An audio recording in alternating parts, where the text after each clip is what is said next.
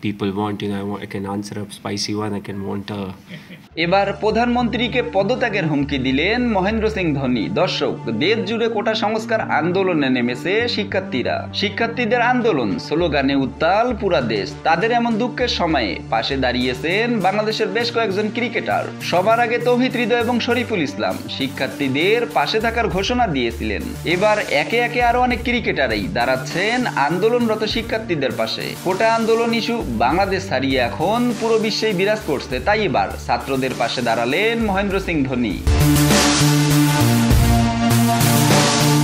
গণমাধ্যমকে দেয়া সাক্ষাৎকারে কোটা আন্দোলন নিয়ে মহেন্দ্র সিং ধোনি বলেন, আর যেন কোনো ছাত্রের রক্ত না ঝরে, আর যেন কোনো মায়ের বুক খালি না হয়। বাংলাদেশের সরকার যদি কোটা আন্দোলন ইস্যু সামাল দিতে না পারে তাহলে তার পদত্যাগ করা উচিত। ছাত্রদের প্রাণ নেয়া কোনোভাবেই কাম্য নয়। প্রতিবেশী দেশ হিসেবে আমি বাংলাদেশকে অনেক ভালোবাসি। আমি চাই বাংলাদেশে কোনো সংঘাত না হোক, বাংলাদেশে শান্তি ফিরে আসুক।